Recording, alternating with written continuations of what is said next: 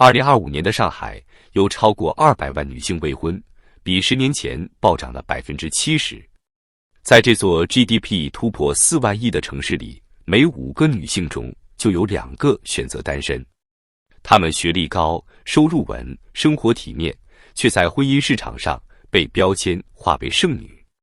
她们太挑了，她们看不上人。这类评论在社交媒体上铺天盖地。可是谁想过，她们挑的不是男人，而是生存的尊严。因为在中国，结婚从来不只是2个人的事。对很多女性来说，嫁一个本地户口不只是偏见，而是一种生存理智。教育、医疗、养老全被牢牢地绑在户籍上。上海户口意味着孩子能借好学校，老人能借好医院，房子能保值。这不是浪漫，是现实。人民日报也不得不承认，户籍制度是婚姻市场最大的隐形围墙。外地男性哪怕有能力、有学历，却因为政策身份被排除在择偶名单之外。于是，优质本地男成了稀缺资源。婚姻市场的天平在制度的扭曲下彻底倾斜。女性不是高攀，而是被制度逼上高台，连婚姻都成了配给制。数据显示，2025年上海女性本科以上学历占比已超过52%，研究生学历的女性人数是男性的1.4倍。她们经济独立、精神独立，不再为了稳定结婚。婚恋平台世纪佳缘发布的最新调查显示，62%的男性表示愿意与妻子共同分担家务，比10年前提高了38个百分点。看似进步，实则说明过去10年，女性早已在精神层面脱离了依附状态。婚姻对她们而言不再是避风港，而是需要平等、尊重与契合的共同体。她们不愿像母亲那样在厨房和柴米油盐里耗尽青春。她们不是剩下的，是不愿将就的。可悲的是，当女性获得自由，制度却依然陈旧。户籍制度、房产政策、彩礼文化，这些看似社会习俗的背后，其实都是国家结构在操控人的情感。在上海，如果一个外地男人想娶本地女性，他必须在当地缴纳社保满5年，拥有合法居住证，还要有稳定的住房。而这些条件几乎把中低层年轻人全部挡在门外。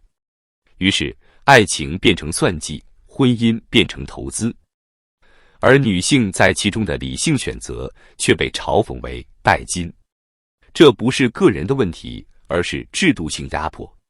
当社会资源分配不公，当城市成为身份游戏的竞技场时，婚姻自然沦为等级复制的工具。女人的选择空间越小，所谓的剩女就越多。南方周末的一篇深度报道揭露了一个惊人现实：上海女性单身比例最高的区是房价最贵的浦东与徐汇。这不是巧合，而是现实的暴力。当经济压力高到无法共享，婚姻也就失去了意义。但这场婚姻危机远不止于女性。中国真正被剩下的是那数以千万计的男人。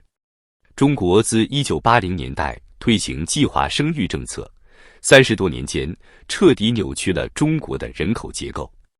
那句只剩一个好的宣传口号，最终让一整个国家陷入性别失衡的深渊。根据第6次全国人口普查数据，中国出生人口性别比一度高达118比100，远超国际正常水平的105比100。仅80后、90后群体中，男性就比女性多出超过3000万人。人口学者李建新指出，自1980年代起，中国每年都有数百万女孩在出生前被筛掉。这些女孩的缺席换来的是无数农村男性的倍剩。他们长大后发现，婚姻市场里女人成了稀缺资源，而稀缺意味着价格，意味着竞争，也意味着绝望。到了今天，这种恶果开始反噬整座社会。根据中国社科院2024年发布的报告，全国适婚男性中有近5000万人将终生单身，这意味着5000万个家庭将永远不存在。人口学上，这被称为未婚男性赤字。美国德州农工大学的帕斯顿教授早在2020年就警告过，中国的婚姻赤字会引发社会动荡、犯罪上升、人口断崖等连锁反应。如今，这个预言正在变成现实。在河南、安徽、广西等地，拐卖女性案件重新抬头；在黑龙江、吉林，农村婚龄男性的自杀率飙升，而城市中的高压生活又让女性推迟婚育。结果是，男性越来越孤立，女性越来越谨慎，整个社会的生育意愿跌入冰点。国家统计局数据显示，2024年中国总和生育率仅为 0.97， 创历史新低。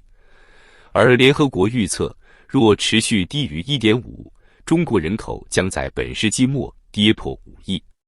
当舆论在嘲笑剩女、批评挑剔，当农村男性在痛骂现实，他们都忘了，真正的操盘手是制度。从计划生育到户籍限制，从教育分层到房价绑架，从资源错配到人口失衡，这一切都是中国社会工程的直接后果。中国的人口不再是自然繁衍的结果，而是被政策计划的成果。而这种计划正让整个民族陷入无法逆转的衰亡。在过去3年里，中国政府几乎进入了一种人口恐慌状态。2023年，中国人口60多年来首次负增长。官方数据显示，全国人口减少208万人，而到了2024年，这个数字暴涨至338万。这意味着中国的人口曲线已经彻底拐头。北京的反应是一连串疯狂的政策补救，各地政府纷纷推出结婚补贴、育儿津贴、2胎、3胎奖励。江苏镇江给生3孩的家庭补贴10万元，吉林宣布生育3孩的可多享受2套房购房资格。贵州、湖南的部分县市甚至出台了婚姻登记奖励政策，鼓励适婚青年尽快成婚。但结果却让他们崩溃，没人买账。据民政部数据，2024年全国结婚登记对数仅为568万对，创1979年以来最低纪录，比2013年暴跌近60%。与此同时，离婚率却持续攀升。仅2024年上半年，全国离婚登记达212万对，这意味着每结3对婚就有1对离。爱情不再是主旋律，婚姻变成了统计任务。而当国家开始催婚，民众开始怀疑婚姻究竟是幸福的选择，还是政府的生育工具。2025年初，上海、深圳、杭州等地民政部门开始主动介入婚恋，各区街道、社区联合企事业单位举办政府主导的相亲大会，宣传标语赤裸裸地写着“结婚是对国家的贡献”。一时间，网络上出现无数讽刺评论：现在结婚也要完成政治任务了吗？这并非夸张。在中国，人口问题早已被政治化。早年是超生要罚款，如今则成了少生要挨骂。人民日报接连发文，要求女性树立正确婚恋观，呼吁适龄结婚、适龄生育，并批评过度独立不愿婚育的女性是社会不稳定的隐患。这种话语重新唤醒了无数人对旧时代女性被绑架是道德的恐惧。曾经被鼓励晚婚晚育的女性，如今被反手指责自私冷漠；曾经被政策强制少生的家庭，如今又被逼着多生。命运在权力面前从未属于个人。更可怕的是，北京正在掩盖一场更深层的危机——青年消失。根据国家统计局最新报告，2025年中国15至29岁人口占比已跌至 14%， 是改革开放以来最低水平。也就是说，正值生育黄金期的年轻人，在整个社会中已成为稀有物种。与此同时，生育成本却在暴涨。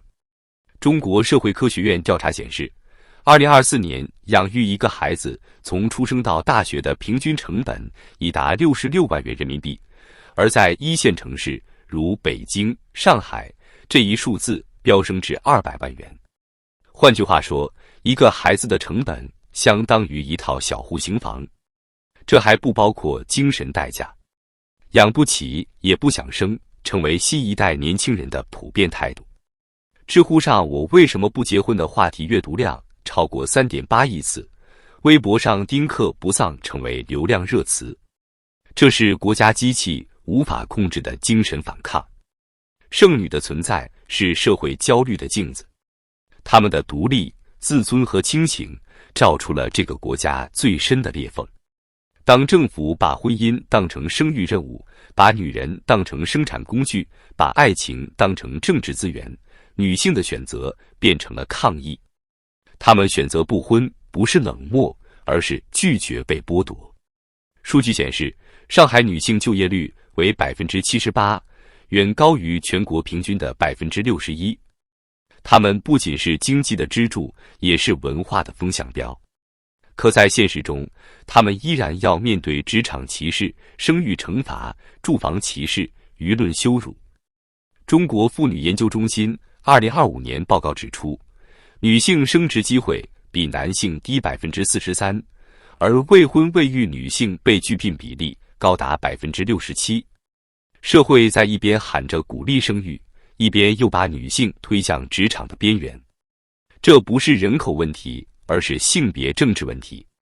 如果说上世纪的计划生育是强制少生，那么现在的政策则是在悄悄强制结婚。各地民政局、妇联、共青团开始与大数据公司合作，试图通过算法匹配婚配对象，甚至在部分城市出现政府推荐婚恋数据库试点项目。这意味着婚姻正在被纳入国家管理体系，婚姻登记不再只是个人行为，而成为社会治理的一环。